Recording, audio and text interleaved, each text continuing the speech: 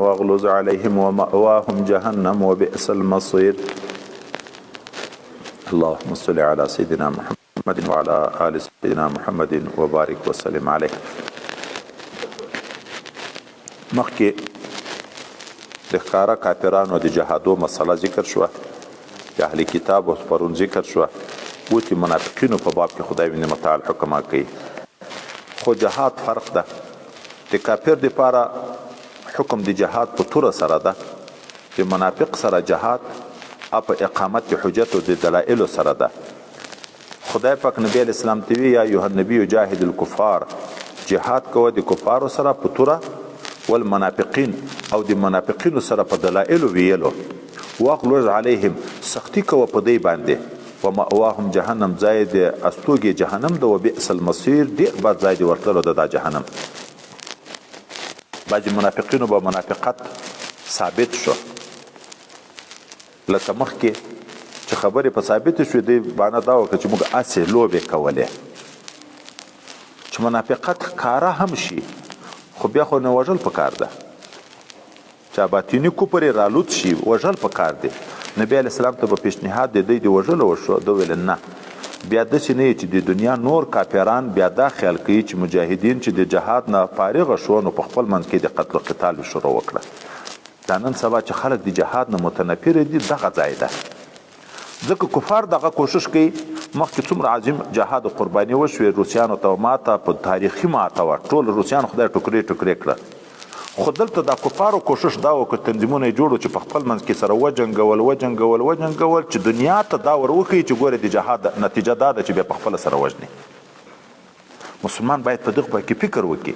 نبی علیه السلام ګورې پیغمبر د خدای د منافق حال ورته معلوم ده خو نه یې وژني. ولې وایي بیا به خلک دا وي چې خو مسلمان په خپل منځ کې هم سره وژني، بیا خو د اسلام نه متنفره کېږي. نو هغو ته به سخت الفاظ وي، په دلایلو به یې پوه کوي، نور وژل مژل به نه وي. په غزوه د بنو مستلق یا په غزوه د تبوک کې چې حضرت پیغمبر علیه السلام سره کافران هم منافقین هم تللی وو، دغه منافقینو په یو ځای کې یو مجلس کې خبره وکړه، لکه وای په یو غزوه کې دا پیښ ده چې د انصاري نوم د انصاري و خو د ډلې د عبدالله ابن ابی ابن سلول و، د یو مهاجر په منځ کې جنگ راغی، جنگ په اوبو راغی، چینی اوبو کمې دي په عربو کې، اوبو دا مخکې یو سړی راغلی د خپل اوښې اوبه کړی، اوبو په وچېدن د ده ځای ته داسې کډی جوړ کړی د مخ ته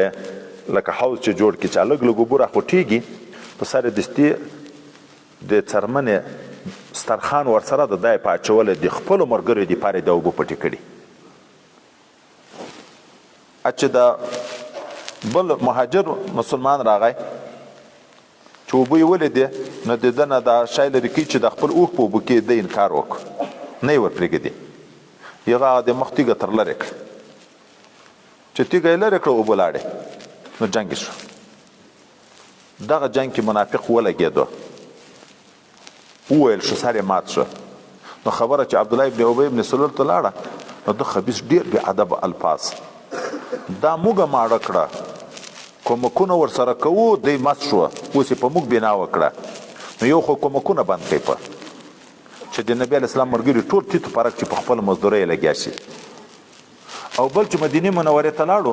دا عزتمن خلک چې موږ یو، دا ذلیله خلک به العیاذ بالله باسو د مدینې منورې نه. یو کشر صحابي دا خبرې واورېدې، هغه خپل مشر ته وویلې، هغه ورغی پیغمبر علیه السلام ته، پیغمبر علیه السلام دا کشر صحابي ور وغوښت چې څه و، ده دا واقعه ورته ذکر کړه. پیغمبر علیه السلام منافقین را وغوښته چې ولې ما دا ویلي دي، دی په قسمو بنا وکړه چې قسم ده که موږ ویلي.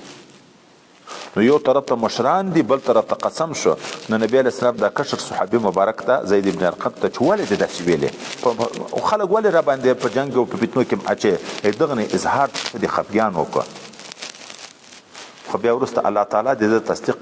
نازل کړو چې دا خبرې کړي دي، خدای پاک اورېدلې دي، د حال خدای پاک ښکاره کړو د منافقینو.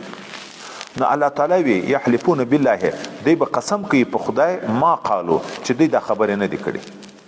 خو ولقد قالوا کلمة الکفر په تحقیق سره دوی ویلي دي هغه کلمه د کفر الفاظ د کفر بعد اسلامهم پس د ظاهري اسلام د دینه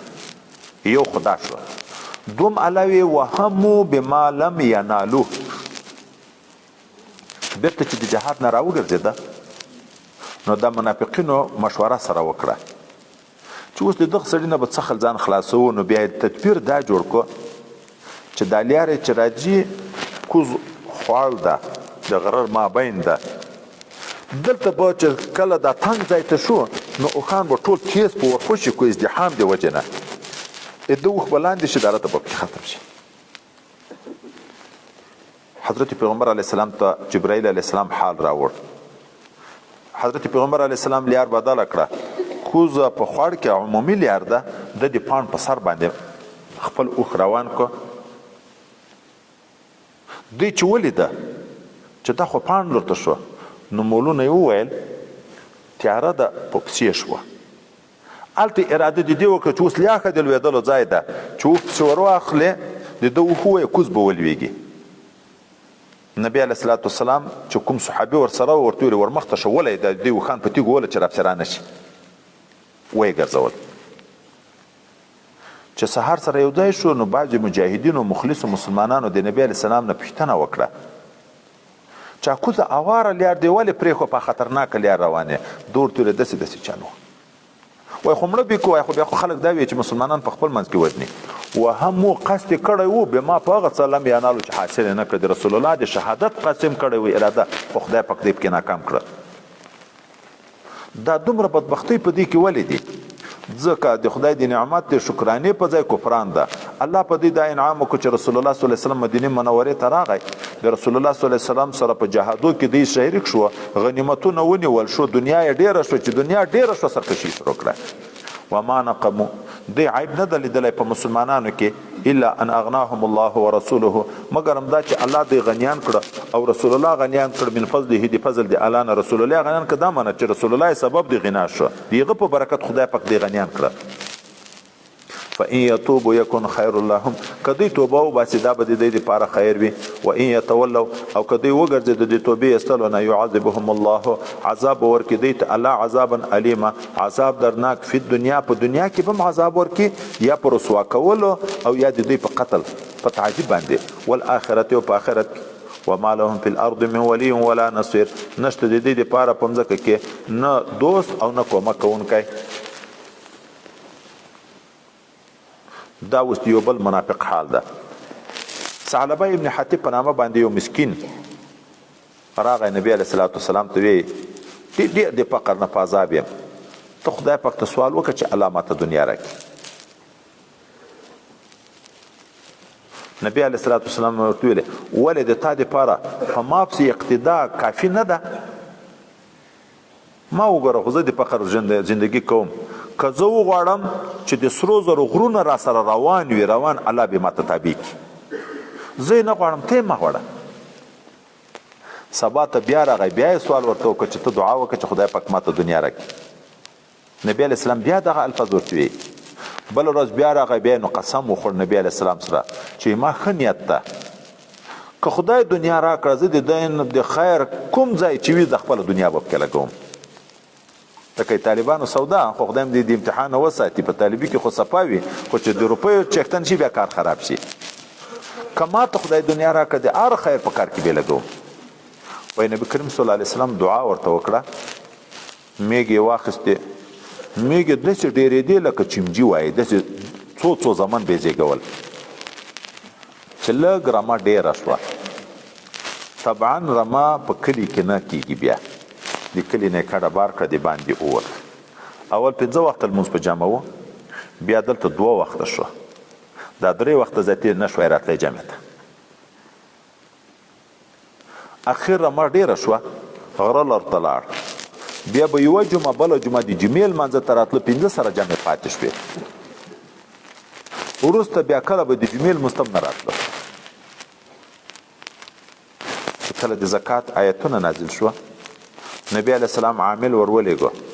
چې ورشه دته او د ده په سیمه کې چا نور کوم خلک و هغه نومونه یې ورته واخیسته ورشه او نصاب طریقه یې مو وکړو په 40 پسو کې یو پسه ده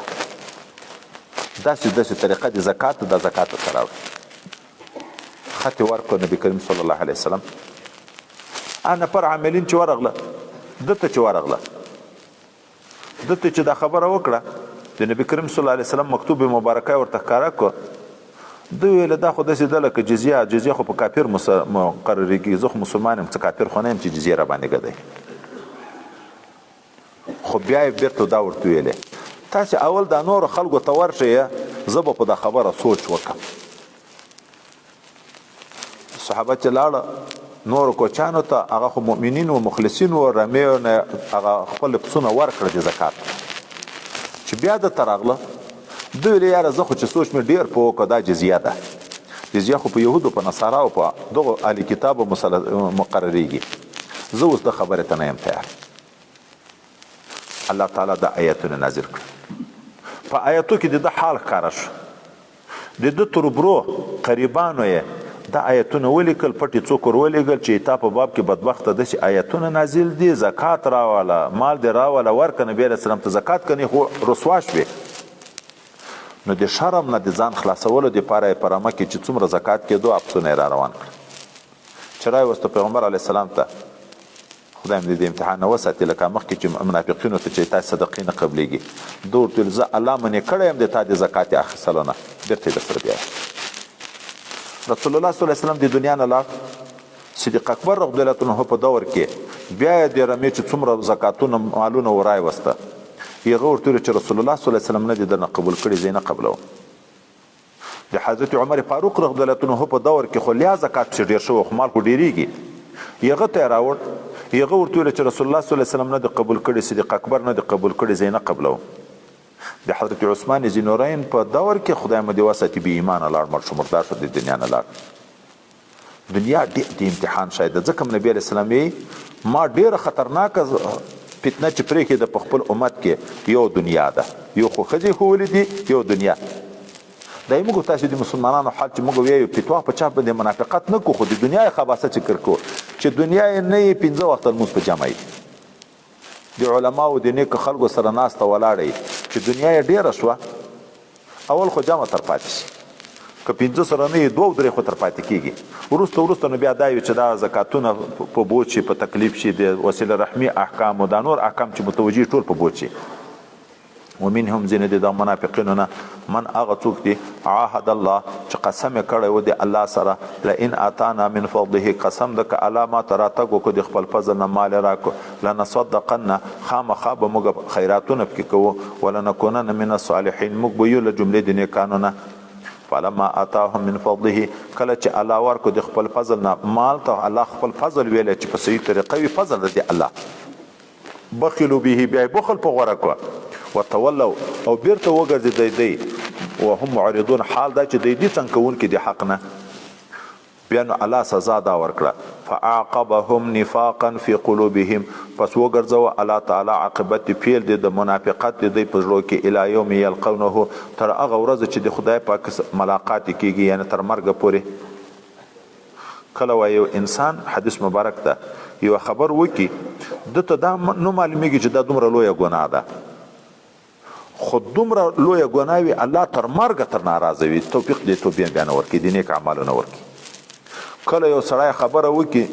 دته دومره قدر هم نه معلوم چې دا دومره ډیره عزتمنه خبر ده خو په خبر الله دومره تر راضي وي چې تر مرګه راضي وي توفیق دې طاعت ورکړي څوک چې دا امیر ته مشوره که غلطه مشوره چا ورکړه امیر د مسلمانانو ته هغه یو قانون حکم نافذ کو ټول دنیا رعایت ته تکلیف وکړي نو په دغه مشوره به الله تر مرګه دغه انسان ناراضه وي که چا د خیر مشوره ورکړه چې ټول ملت ته پکې خیر و نو الله به تر مرګه ته راضي وي نو تر مرګه الله د ده په زړه کې منافقت پیدا کو بما اخلف الله په سبب د دې چې د مخالفت کړی و د الله تعالی نه ما وعدوه د هغه څه چې دی وعده کړی و دوی خو وعده و چې زه به خیراتونه کې کم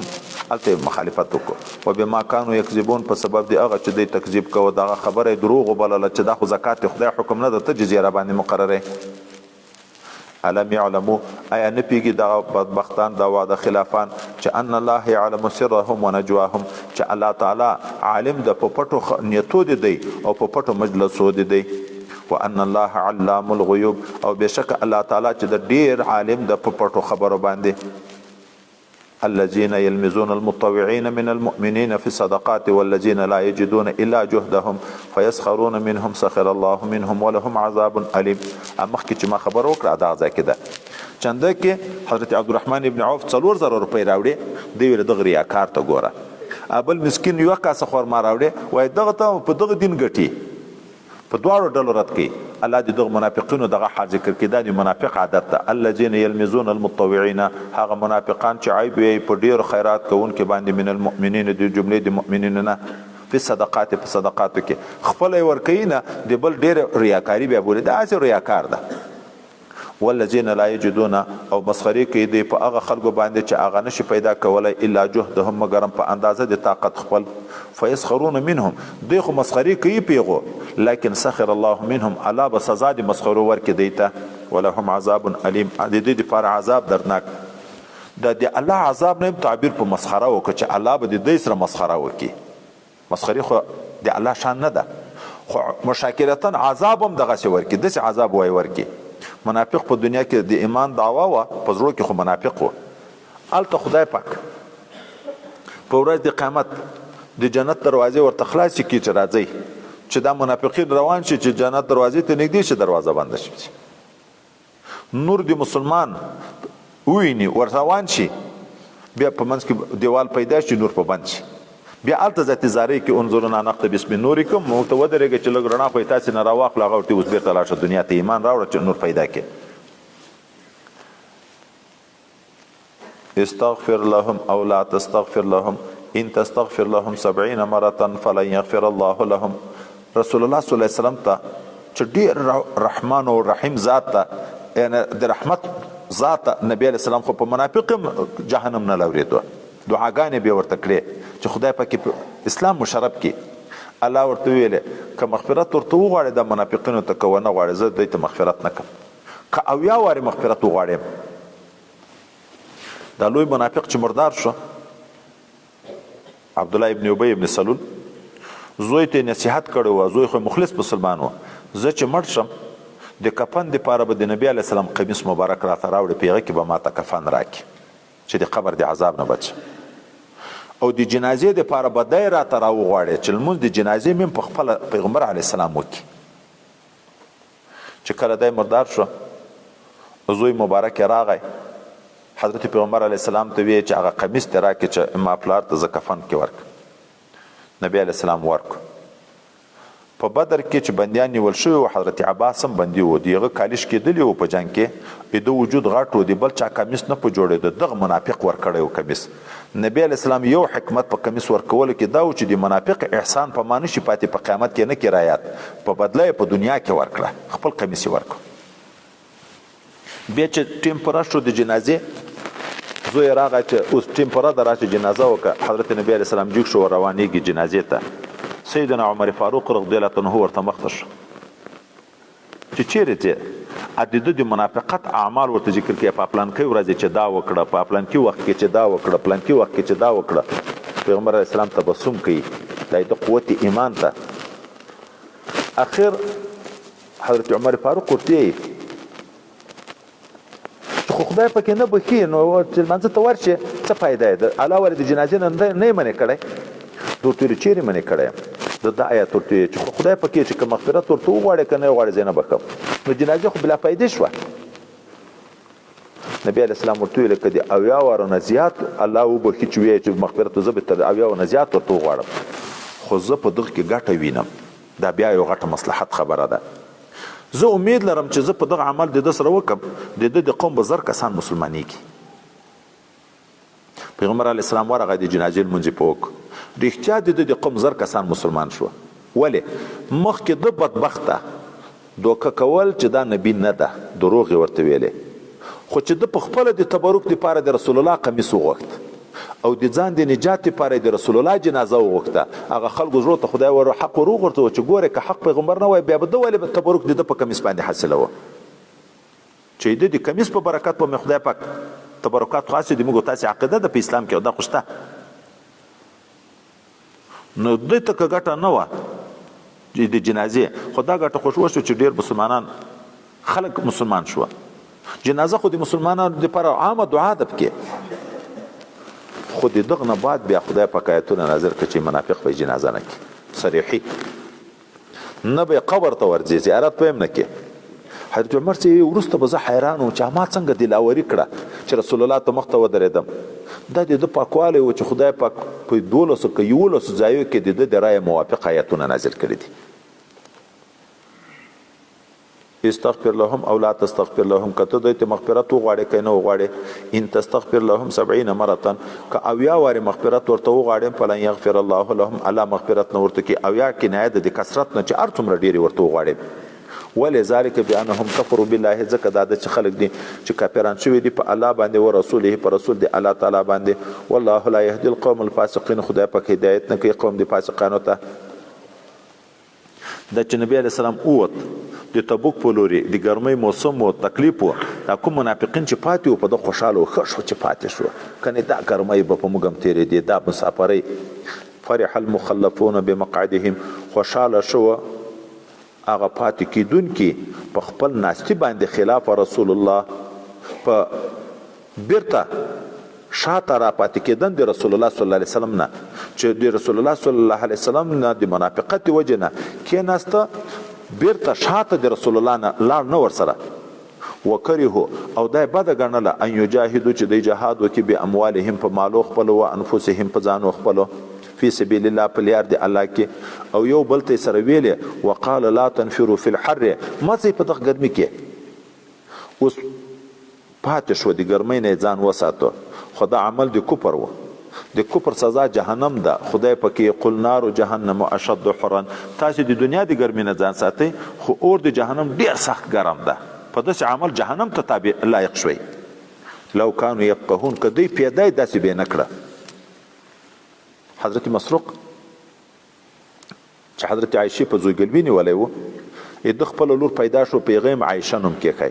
خو د هغه نامه یې دومره احترام کو چې د رسول الله د بیبي نوم ده، چې لور به څه ورته ویلې ده به ورسره منل. نو سخت ده به روژې ډېرې نه وې، دا نفلي سخته ګرمي ده د عربو، د ده نفلي روژه ده. دغه لورې عایشه ورته راغله، سړو اوبو ګیلاس یې ورته راوړ حضرت مسروق ته چې دا وچیکه. ده ورته ویل ولورې ولې دې داسې وکړه، په دا خو ښه پوهېږي چې د ما روژه ده او زه تا خفه کوم هم نه، نو داسې دې ولې وکړه. دی ورته ویل زړه مې در باندې وخوږېدو، سخته ګرمي ده چې ما ویل چې لږ راحت دې بدن ته پیدا شي چې همیش ته روژې روژې. نو دی په جواب کې څه ورته یي،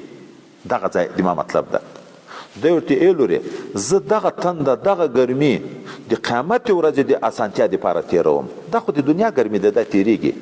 دا د دنیا تنده ده، دا تېرېږي، خو په دغه عمل به خدای پاک بیا ماته په قیامت په ورځ باندې اسانتیا پیدا کوي. هغه د 50,000 کالو راحت ښه ده که د یوې ورځې راحت. فلیضحکوا قلیلا ولیبکوا کثیرا، نو ودې خاندي دوی لږ په دنیا کې او ودې ژاړي دوی ډېر په آخرت کې.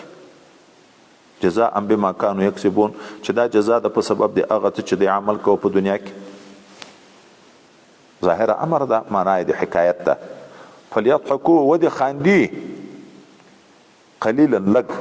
ولیبکوا ودې ژاړي کثیرا ډېر، دا معنا و به خاندي لږ خو و به ژاړي ډېر، حکایت ده، معنا یې د اخبار ده. الله مو دې وساتي. وایي په جهنم کې جهنمیان په ژړا بنا وکړي، دومره وژاړي چې اوښکې ختم شي، بیا د هغه نه بعد وینې شروع شي، دومره وژاړي چې په دا مخانو کې لیارې جوړې شي، دومره اوښکې وي. ګوره د کافر وجود خو ډېر غټېږي، هلته یو غاښ د غره غوندې کېږي، نو دا مخ ډېر غټ وي، دومره د اوښکو د وینو ویاله پکې جوړه شي چې وایي که کښتۍ پکې وچلېږي پکې چلېدی شي، خو هغه ژړا پیدا نه کوي چې دومره ډېره ژړا ده. د یخ په ځای چې دومره وژاړي چې د خدای د ډاره د توبې په نیت باندې چې صرف ویښته یې لوند شي، وایي کله د یوه ویښته په شفاعت خدای پاک د جهنم نه سړی بچ کړي. په ورځ د قیامت د یو چا نیکي و بدي برابر شي، نو دی ونیول شي چې جهنم طرف ته به کش کېږي. وایي یو ویښته د ده الله ته ووایي چې رب کریمه تا خو دا وعده کړې وه چې څوک دې ما د ډاره دومره وژاړي چې یو ویښته یې لوند شي هغه زه جهنم ته نه بیایم زه په دغه سړي شاهدي ورکوم یوه ورځ یې د تا د ډاره دومره ژړلي چې زه لوند شوی یم د هغه یو ویښته په شفاعت خدای پاک د جهنم نه بچ کړي نو الله رسول الله تعالی وی اوس خو د خاندي د دنیا خوندونه دي خو سخته ډېره ژړا به بیا په دې راشي او خدای پاک دا چې تبوک ته دی نه لاړه منافقین پاتې شو بې عذره الله تعالی آینده کې لکه صدقې ما قبلوه جهاد نه یې منې کړه چې آینده کې که ته په ژوندی ورغلې چیرې هم جهاد ته تلې که دی در سره وته جهاد ته بیا هم نه بیایې د جهاد نه هم بند د جمع د لمانځه نه یې هم وشړل زکاتونه یې هم نه تر قبلول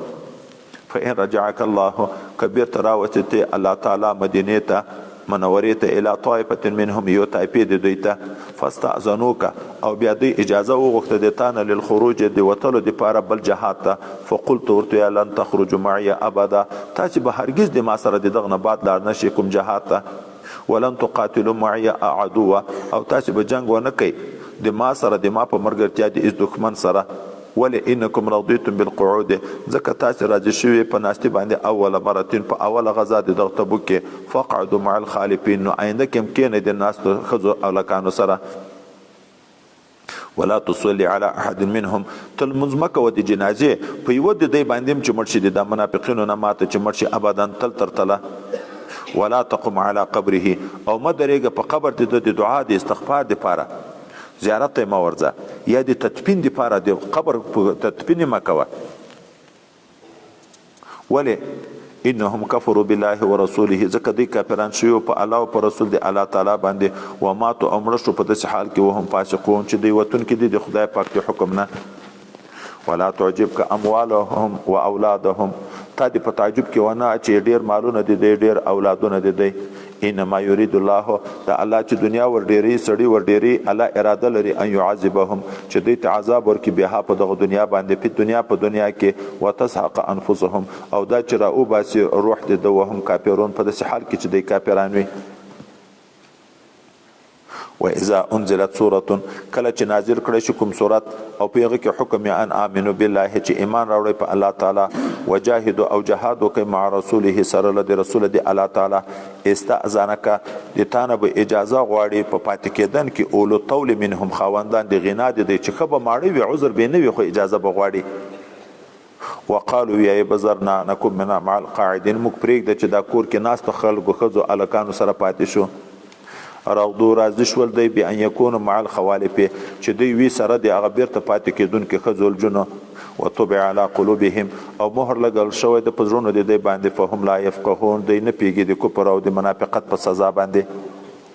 لكن رسول علیه السلام والذین آمنوا معه او هغه خلک چې ایمان راوړی د ده سره جاهدوا جهاد کوي باموالهم په مالو خپلو و انفسهم په ځانو خپلو و اولئک لهم الخیرات دغه خلک چې د دوی دپاره نیکې بدلې دي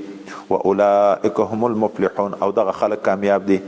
اعد الله لهم الله تیار کړی دی دغه مجاهدینو دپاره جنتونه تجري چې بهیږي من تحتها لاندې تر بنګلوی الانهار ویالې خالدین فیها همیشه به په دی په دغه جنتو کې ذلک الفوز العظیم دا کامیابي ډیره لویه ده یو خو په مدینه منوره کې دنني منافقین وو بل دی باندې کوچانو کې حکم کلیو تم شو کوچانو تم چې تاسې به هم جهاد ته راځئ یغو هم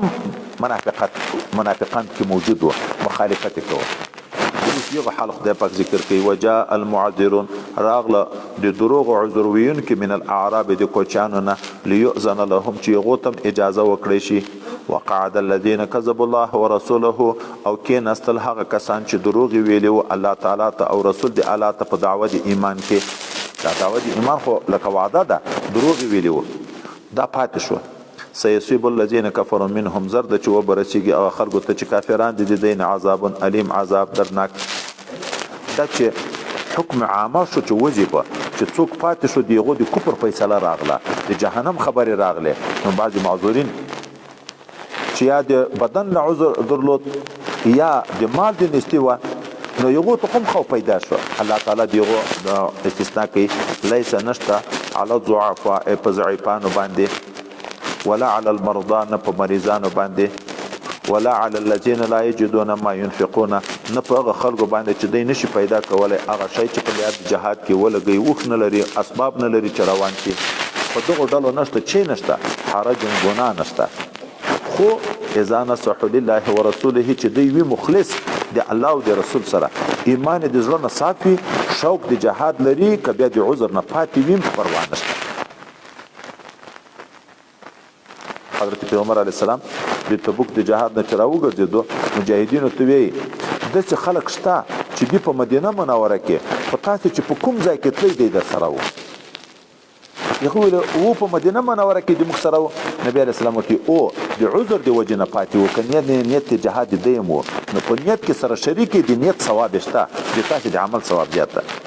ما علی المحسنین نشته په هغه مخلصو مسلمانانو باندې من سبیل څه ګناه والله غفور رحیم خدای پاک غفور او رحیم ذات په ضعفاو په مریضانو او دا چې د عذر د وجې نه پاتې په دغو حرج نشته ولا علی الذین او نشته ګناه په پاتې کېدن باندې په هغه خلکو اذا ما اتوکه کله چې دی راغله تا ته لتحملهم چې ته دوی سپاره کې په اوښانو باندې یو اوښ ورکړې درته سوال ته راغله چې موږ ته د بیت المال نه څه اوښان راکړه چې موږ هم ځان په ورسوو قلت لا اجد تا ورته ویل چې زه نشم پیدا کولی ما احملکم علیه هغه اوښ هغه سواري چې زه تاسو پور کړم په هغه باندې توله وګرځېد دوی و اعینهم تفیض من الدمع سترګې به یې د اوښکو نه حزنا له وجې د غمه الله یجدو ما ینفقون چې دوی نشي پیدا کولی هغه څه چې د خدای په لار کې ولګوي په دغه ډېر پریشانه چې که اوس د موږ څه اسباب وای خو د جهاد عظیم ثواب به موږ هم ګټلی وو په دغو خلکو ګناه نشته انما السبیل خبره دا ده چې لیاره د ملامتیا علی الذین په هغه خلکو ده یستأذنونک چې اجازه غواړي د تا نه وهم اغنیا او دوی دي ښه ماړه رغدو بان یکونو مع الخوالف او دوی راضي دي په دې راضي شوي دي په دې باندې چې دوی د پاتې ناستو خلکو سره وي وطبع الله علی قلوبهم مهر لګولی د الله تعالی په زړونو د دوی باندې په هم لا یعلمون دوی نه پوهېږي په خپله بد خاتمې باندې یعتذرون الیکم عذرونه به بیانې تاسو ته اذا رجعتم الیهم چې کله تاسو ور راجع شئ دی ته قلت به ورته ویې لا تعتذروا عذرونه مه ویایئ لن نؤمن لکم موږ تصدیق نه کوو د تاسې د خبرې قد نبأنا الله من اخبارکم خدای پاک موږ خبر کړي د تاسې د حالاتو نه وسير الله عملكم ورسوله د تیر منافقت نه خو خدای خبر کړو دا عذرونه مه ویایئ آینده بیا امتحان د الله ګوري چې تاسو اوس څنګه مخلص یې په اخلاص ایمان توبه باسئ عمل کوئ که نه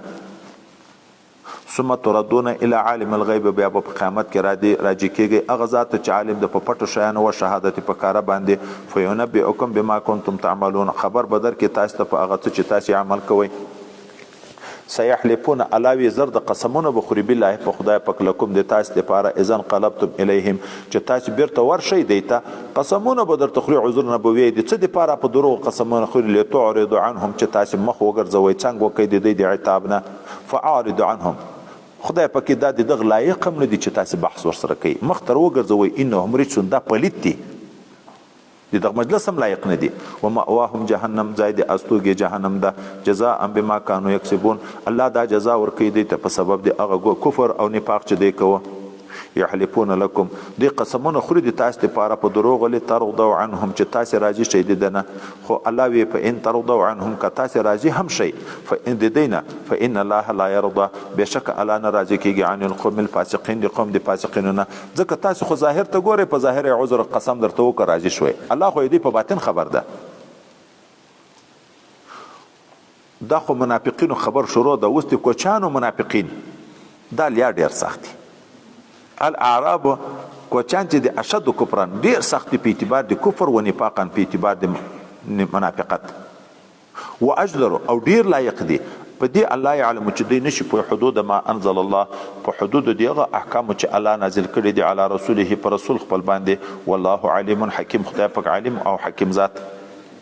د کوچانو کافران تر نور کافرانو ډیر سخت دي ولې وای سړی چې په ښار کې اوسېږي کلیوالي زندگی کوي نو طبعا په کلی کې په ښار کې نیک خلک هم وي د نیکو اخلاقو خاوندان وي نیک بیانونه هم اوري نو د هغو نه هم څه متاثره کیږي رویه یې د نورو کافرانو نه بیا ښه وي که کافر وي هم خو دا د خلکو سره په رویه پوهېږي په مدارات باندې پیږي په ظاهره. او دا چې چیرې په کوچیتوب زندگی کوي د خلکو سره تعلق نه وي ایمان هم نه لري خدا خو د کافرو منافقینو حال ده. سم کوچیان هم را روان دي مخکې نه لرګی مه راخلی دا چې یو وارې د خلکو سره ایمان نه وي بیا د نیکو خلکو سره تعلق بالکل نه وي نو هغه به څنګه نیک اخلاقه شي. ځکه نبی علیه السلام یې ډېر تکبر په هغه چا کې ده چې د اوښانو سره زندگی کوي د غویانو د اسانو سره زندگی کوي د هغو طبیعت ته منتقل شوی وي. او ومن الاعراب ځینې د اعرابو نه د کوچیانو نه من هغه څوک دي یتخذ ما ينفق چې دوی بولي نیسي ګڼي هغه دنیا چې دی لګوي اوس مجاهدینو چنده تر وغواړي نبی علیه السلام حکم وکړي ورکوي خو یې خو د ځان دپاره چی بولي مغرمن تاوانې بولي. لکه د نبی علیه السلام 15 علامې د قیامت د قرب کڼکۍ خو ولیدي یو په هغو کې دا ده چې زکات به خلک تاوان بولي دویم تاوان بولي او د زړه د درد ده چې هلته خو تاسې زکات خو تر وړی او پرېږدی خو یې نه ويتربص بكم الدوائر انتظار کوي په تاسې د گردش د زمانې چې ګوند یو غم په راشي د دغه نه خلاص شو اعوذ بالله علیهم دائرة السوء په دوی باندې دی وي گردش د زمانې د دوی حالت خدای بد کړي والله سمیع علیم خدای پاک اورېدونکی او عالم ذات. دا چې د کوچیانو مذمت بیان شو د هغه کوچیانو چې منافقت و کفر دب کې چې دغه کفر خو تر نورو ډیر سخت ده نو طبعا کوچیان مسلمان خو هم شته هغه خو کله باید د ښې عقیدې والا خلک هم وي پکې نو د دغه اوس بیرته بیان کوي. ومن الاعراب ځینې د کوچیانو نه من هغه څوک دی یؤمن بالله والیوم الاخر چې ایمان لري په الله او په ورځ د آخرت ویتخذ ما ينفق او دوی نیسي ګڼي شمیري هغه دنیا چې لګوي د خدای د رضا دپاره قربات سبب د نزدېکتې بولي عند الله په نزد خدای متعال وصلوات الرسول سبب د دعای د رسول بولي چې دا نبی علیه السلام به بیا دعا راته وکړي زړه په خوشحاله کېږي په صدقو باندې. الا دا چې په داسې مینه صدقې کوي خدای پاک زیری ورکوي الا انها قربة لهم دغه صدقې د سبب د قرب د دوی دپاره سيدخلهم الله في رحمته زرد الله تعالی به دوی داخل کې په رحمت خپل کې ان الله غفور رحیم خدای پاک غفور او رحیم ذات الله غفور او رحیم ذات. دا موږ ته یو نوع درس دی تعلیم ده موږ کوشش په علم کې باید وکړو زندگی په متمدنه دنیا داسې خلکو کې وکړو چې د هغو سره د نیکو تعلق راکړه ورکړه پکې دا چې سړی په ګوښي ځای کې اوسیږي ښه ده که د کلي کې نبی علیه السلام یې څوک چې په کلي کې اوسیږي اگر که کلي کې خو لږ لږ تکلیفونه هم د خلکو نه رسیږي ورته خدای په هغه صبر کوي دا خیر ده تر هغه چا نه چې په دښتو کې اوسیږي د خلکو تکلیفونه نه ویني. ولې په کلیوالي زندګي کې ډیر عبادت ادا کیږي د مریض پوښتنې ته ورتلی شي د مسلمان جنازې ته تلی شي 15 وخته جمع لمانځه ته تلی شي د جمعې لمانځه ته تلی شي د تعلیم حلقې ته د ذکر حلقې ته ورتلی شي د یو چا نه څه زده کوی شي بل ته یې ورکوی شي د مسکینو د فقیر په حال خبرېږي د هغه سره همدردي کړی شي ډیر اجتماعي زندګي کې ډیر عبادت وي او چې چیرې چې دا د خلکو نه ځان خلاص که لرې اوسېږي د ټولو نه محرومي او صرف په یو وخت کې چې فتنې ډېرې شي خلک د کفر خطر وي چې کفر ته اوړي د خپل منځي جنګونه شروع شي قتل و قتال شروع شي دا شروع شي په دغه وخت کې بیا نبی علیه السلام چې خیر د مال د مسلمان یو کنډک میږي دي چې غره ته چیرې لاړ شي نفقه دم د هغو نه وي په حلاله او د خلکو د فتنو نه خلاص چیرې په کوچیان د ځانه جوړ کړي په کوچیتوب زندګي کوي دا خاص په هغه وختو کې چې د فتنو دور وي سړی په خپلو اعمالو یا په خپلو اخلاقو یا په خپل اولاد ډارېږي چې په دغه ځای کې چې زه د زندګي کوم نسل مې خرابېږي نو بیا هلته سارایي زندګي ښه ده کنی په عام اوقاتو کې د خلکو سره ګډه زندګي ښه ده. سيدخلهم الله في رحمته ان الله غفور رحیم خدای په غفور او رحیم ذات. مخکې خو ماسک ویل چې د یولس نیمې دی دا خو یولسم لی نه دی که نه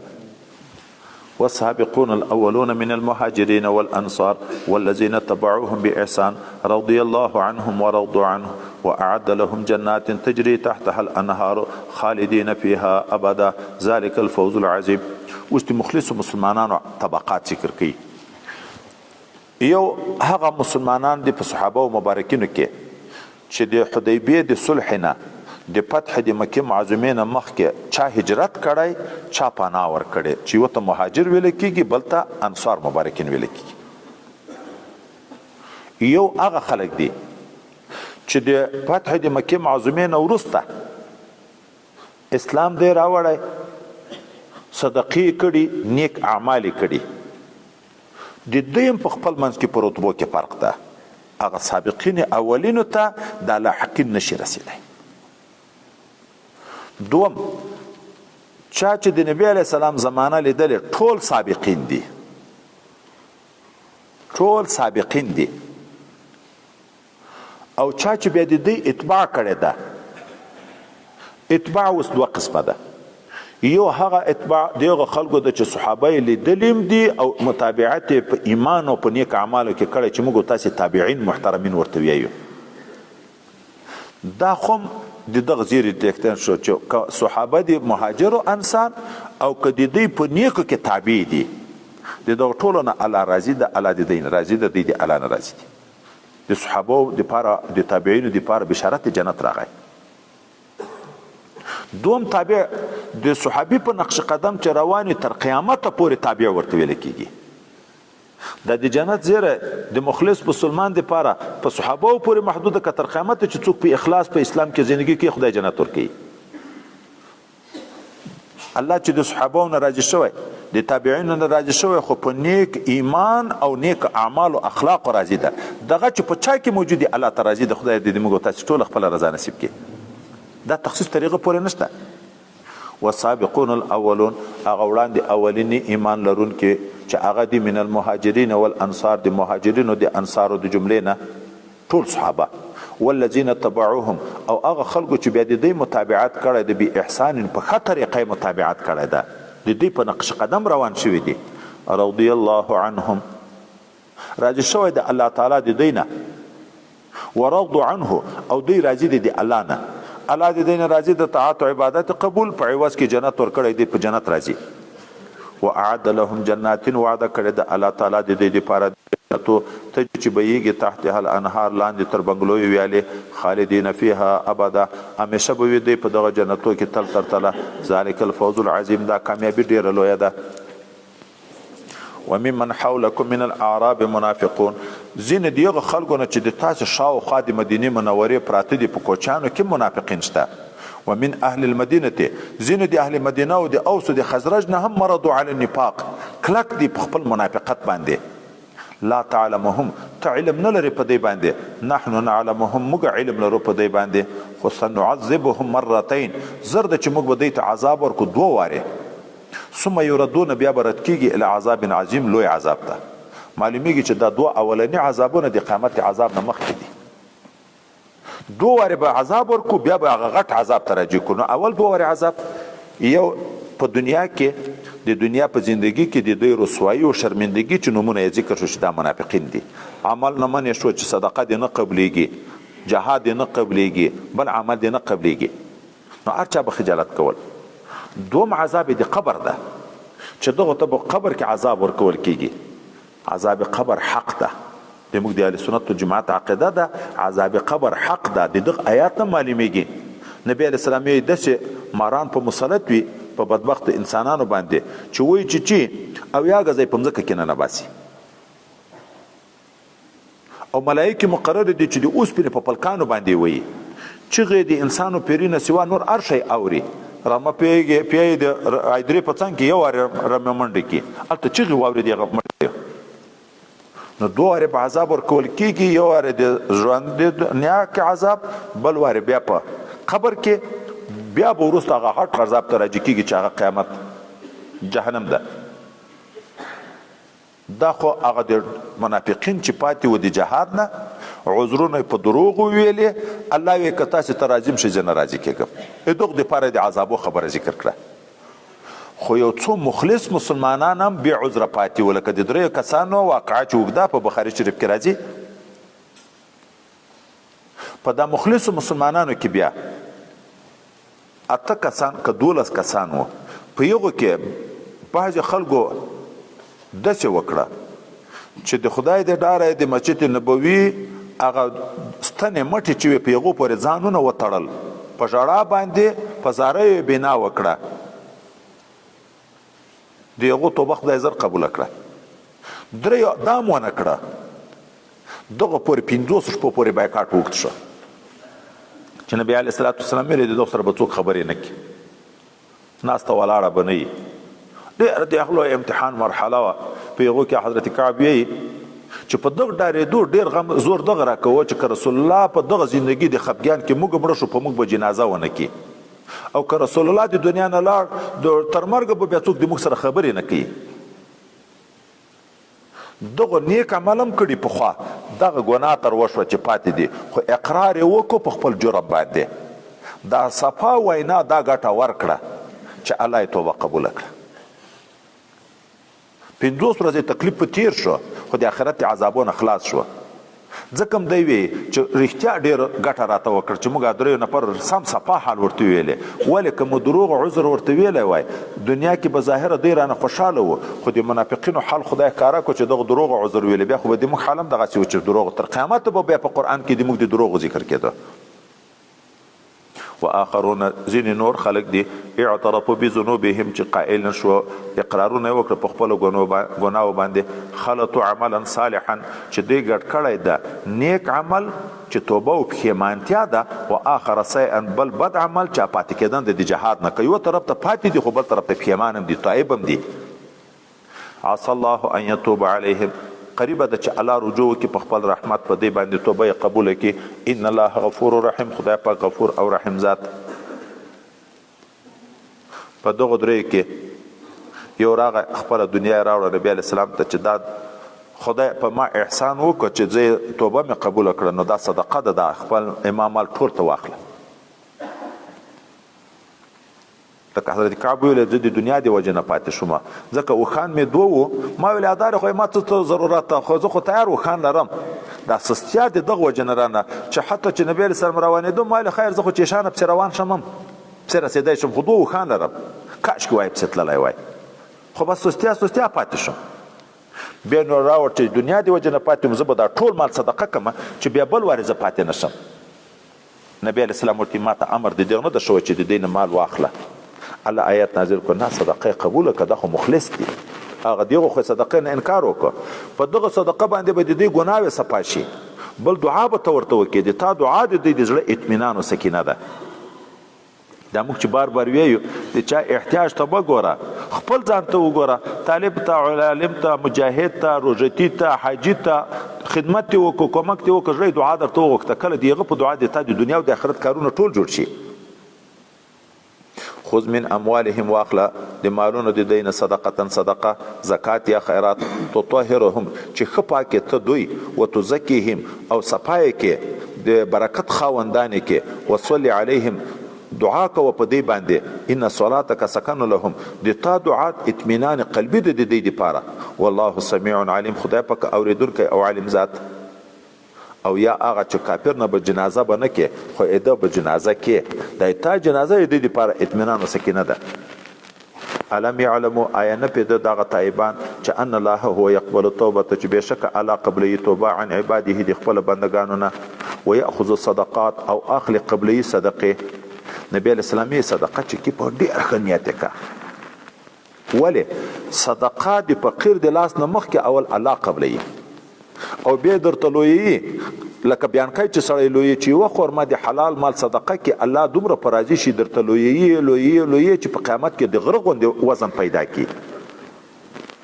وان الله هو التواب الرحیم، چې بشک الله توبه قبلونکی او رحیم ذات. وقل اعملوا، تورتو یا تاسو عمل کوئ، فسير الله عملکم، الله بم د تاسو عمل ګوري، ورسوله رسول د الله بم ګوري، والمؤمنون او مؤمنان بم ګوري. دا بیا منافقینو ته خطاب ده. وستردون الى عالم الغیب والشهاده، زرد چې تاسو به بیرته وروستل شي هغه ذات چې عالم په پټو او په ښکاراو باندې ده، فینبئکم، خبر به درکړي تاسو ته، بما کنتم تعملون، په هغه څه چې تاسو عمل کوئ. دا چا زر توبه ویسته، دیغه مخلص مسلمانانو خو زر توبه قبول شو، صدقې راوړي هغه هم قبول شوې. و آخرون، او نور یو څو کسان دي مرجون چې هغه پاتې کړي شوي دي لامر الله، امر د خدای پاک ته، اما يعذبهم، یا به عذاب ورکړي دوی ته خدای پاک، و اما يتوب عليهم، یا به خدای پاک توبه قبول کړي، والله علیم حکیم، خدای پاک علیم او حکیم ذات. دیغه بیا ورسته علی ثلاثه الذين خلفوا خبر را روانه ده چې دیغه توبه خدای پاک قبول کړه. حضرت پیغمبر علیه السلام چې مدینه منوره ته لیانه ورغلی،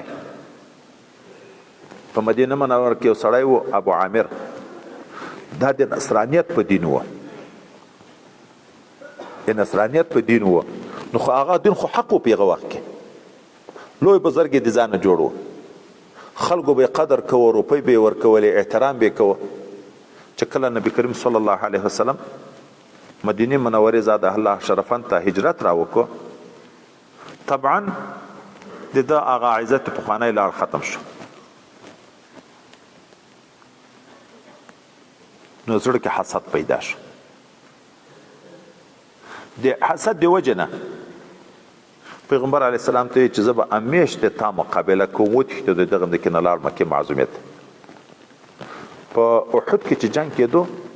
د مشرکینو ته ذمه اخیستې وه چې هغه خلک چې اوس خزرج د عادي ما مني، چې ورشو هېڅ مقابله به څوک ونه کړي. نبی علیه السلام ابو عامر دی راهب باله، د فاسق نوم پکې کړی. هلته په احد کې چې د خپل قوم ته غږ وکړو چې زه ابو عامر یم، چې دغه ډلې سره راغلی یم، تاسې موږ ته غاړه کېږدئ، جنګ مه کوئ. ټولو صحابو په یک آواز جواب ورکړو چې لعینه ملعونه فاسقه کافره د تا څوک مني. ده وایه مشرکینو ته ویل چې د خلکو حال خو اوس بدل شوی دی د مانه. بدبخته ته وګورئ، هلته وو چې کله مکه معظومه فتح شوه، وتښتېدو حنین ته، طائف ته. هلته چې کله مسلمانان غالبه شوه، دی لاړو روم ته. بیا دلته هغه منافقین ملګري چې دی درلود، دغو ته یې حال راولېږو چې تاسې د مرکز په حیثیت نوم د جومات په کېږدئ، د مجلس ځای به وي، د مشورې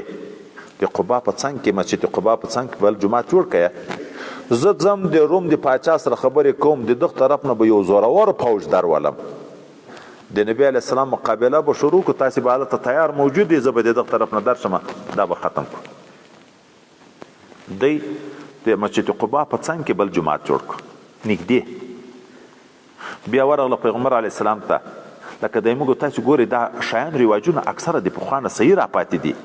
دا نه د افتتاح د موږ د جومات افتتاح د تراشه، د مدرسې افتتاح د تراشه. نو دوی د افتتاح دپاره هم دعوت ورکړو چې تراشه اول لمونځ پکې وکړه نبي علیه الصلاة والسلام ته،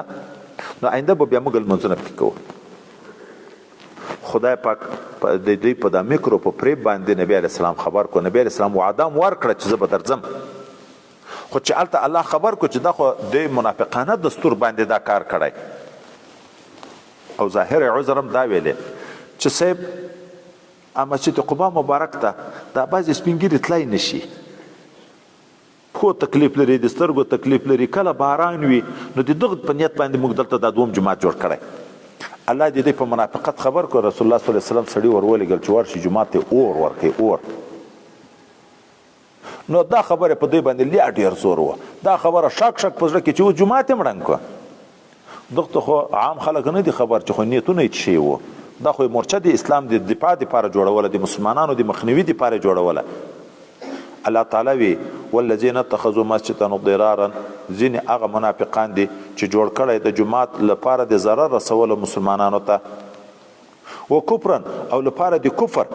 و تفریقا بین المؤمنین لپاره د تفریقې پیدا کولو په مابین د مؤمنینو کې. مسلمانان چې په جمع په یو لمانځه کې جمع کوي، خدای پاک دې په منځ کې اتفاق او اتحاد راولي. وحدت صفوف کې اشاره د وحدت قلوب ته، دا چې جمع ډېرې شوې، جماعتونه اختلاف پیدا شو، هلته نیتونه هم سره لرې شي. دې مطلب دا ده چې د مسلمانانو قوت سره ختم کړي. نور دا کړي کې هم کله کله دغسې مسلمانانو کې هم پېښېږي چې لږ جنګ سره راشي، بیا هر یو د خپل کور مخ ته جومات جوړ کړي، داسې نږدې په سترګو څه کوي، غږ د قرائت هم سره اورېدی کېږي. دوه ما لیدلي دي چې دلته هم جمع، هغه د وره په انداز باندې هلته هم جمع. نو دا مسجد ضرار ورته ویل کېږي، دا ناروا ده. نور د فتوا او مسلې د خپلو ملایانو د جوماتو نه غواړئ، داسې نه چې موږ نه فتوا شایي چې خو بعضې وي د ضرار مسجدونه، هغه ناروا دي. و ارصادا لمن حارب الله ورسوله، او دا انتظارګاه ده لپاره د هغه چا چې جنګ کوي د الله او د رسول د الله تعالی سره. هغه بدبخته ابو عامر چې تښتېدلی ده، دا د یغ ځای لکه د مورچې حیثیت، یغ د انتظار ځای ده چې هغه به راځي. و ارصادا لمن حارب الله ورسوله من قبل، پخوا تر دغه واقعې ولا یحلفن او دوی به بیا قسم درته خوري ان اردنا چې د موږ په دغه جومات جوړولو کې اراده نه وه الا الحسنی مګر نیکه اراده مې وه چې دغه ضعیفان غریبانان هغه جومات ته نشي تللی شپه تیاره وي باران وي څه وي والله یشهد الله شاهدي ورکوي چې انهم لکاذبون بېشکه دوی دروغجن دي لا تقم فيه ابدا ته مه درېږه په دغه مسجد کې چې دوی د ضرر دپاره جوړ د لمانځه دپاره ټول عمر لمسجد اسس على التقوى خامخه هغه جومات چې جوړ شوی ده بنیاد یې ښودی شوی ده په ښه نیت من اول یوم د اول ورځې نه په پرهیزګاري جوړ شوی احق هغه لایق ده ان په دې باندې تقوم فيه چې ته په هغه کې ودرېږې د لمانځه دپاره نبی علیه السلام په مسجد قبا مبارک ته د مسجد نبوي مبارک نم د افتې په ورځ اکثره ورتلو او اکثره به ورتلو په پښو باندې هلته به یو دوه رکعته لمونځ د څاښت کې کوه فيه رجال په دغه مسجد قبا مبارکه کې سړي دي یحبون خوښوي ان یتطهروا چې کامله پاکي وکړي والله يحب المطهرين خدای پاک خوښوي هغه پاکونکي په ډېر ثواب خوښوي ډېر ثواب ورکوي نبی علیه السلام د اصل قبا خلک راووخته چې تاسې څه عمل کوئ د پاکي چې خدای پاک د تاسې صفت په پاکي وکړه مخکې عربو کې خو اوبه ډېرې کمې وې نن سبا خو خدای مشینګري پیدا کړه نلکۍ اوبه پیدا شوې نو یغو به استنجا صرف په لوټو ویله په تیږو په شګو باندې دووري استنجا په اوبو نه و رواج دغه خلکو شروع کړه چې یو وارې سړی په دښته کې قضای حاجت وکړي په لوټه باندې ځان صفا کړي خو دغه ته استنجا ویل کېږي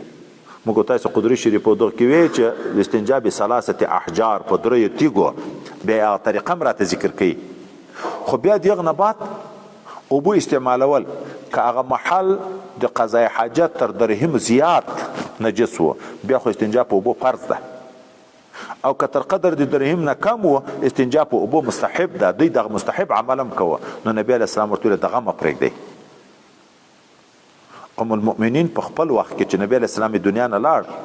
بعضې ښځو ته ویې چې زه شرمېږم د سړیو نه دا ورته ویې چې استنجا په اوبو ویې دا مه پرېږدئ حضرت علی کرم الله وجهه په خپل وخت کې بیا ویي ګورئ مخکې چې استنجا په اوبو نه وه خو ډېر ضرورت هم نه و ولې خلکو خوراک ډېر کم و او ترکارۍ نه وې وچه روټه وه نو هغه مخه یې ګندګي به داسې کلکه وه په کلمو کې لکه پچې حیوان چې پچې کوي قبض نه چې دا تکلیف اوس هم پیدا شي اوس د پچو په شکر کلک قضای حاجت چې کوي بدن نه ککړېږي په نو چې نه ککړېږي یوه تیږه هم کفایت کوي هلته خو استنجا ته ضرورت نه و او حضرت علی کرم الله وی انما تسلطون سلطه تاسو خو مخایله که هغه حیوان چې ریخ وي غټې غټې سوټې کوئ دا انسان یو لورې بل لورې اکثره ځایونه ککړېږي تاسو خو به اوبه خامخه استعمالوئ ولې غنیمتونه ډېر شو ترقي راغله خوراکونه ښه پیدا شوه اوس هم چې موږ خوراکونه کوو چې خوراکو کې مایع شیان چې استعمالوو قبض نه وي او چې داسې شی استعمالوي چې قابض وي نو بیا هغه ته قضای حاجت په وختو کې هغه بدن ډېر نه ککړېږي خو استنجا اوس هم زموږ دپاره حکم په عام اوقاتو کې مستحب ده خو په بعضې اوقاتو کې کله فرض و واجب ګرځي افمن اسس بنیانه ایا هغه چا چې ایښی ده تاداو د بنیاد خپل د ودانۍ خپل علا تقوا په ویره من الله دی الله نه ورضوان لپاره د طرب د رضا دی الله خیر هغه خیر ده امن اساسا که هغه چا چې بنیاد یې ده بنیانه بنیاد خپل علی شفا جرف هار په غاړه د یو کندې ړنګېدونکي فنهار به فی نار جهنم چې بیا دغه غاړه د کندې لکه د سین پاڼ غاړه چې وي هغه غاړه چې غورځونکي په ده باندې په نار د جهنم کې د منافقت جماعت دا خو داسې ده لکه د جهنم په غاړه په کندې په غاړه چې جماعت جوړي چې څنګه مړ شو کوز ورولې د جهنم ته والله لا يهدي القوم الظالمين خدای پاک هدایت نه کوي قوم د ظالمانو ته لا یزالو بنیانهم دا چې نبی علیه السلام اور ورکو همیشه به وي دغه معنی د نفاق د دی الذي بنو هغه دوی چې دوی جوړه کړې وه ریبتن شک به وي فی قلوبهم په زړو د دوی کې الا ان تقطع قلوبهم مګر هلته چې ټوټې شي زړونه یعنې چې مړه شي بیا به دا شک ولویږي پوه به شي په خپله خطایي باندې والله علیم حکیم خدای پاک علیم او حکیم ذات بس ده صحیح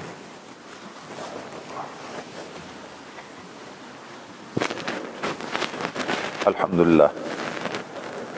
الحمد لله رب العالمين والعاقبة للمتقين والصلاة والسلام على حضرة رسوله محمد وعلى آله وأصحابه أجمعين.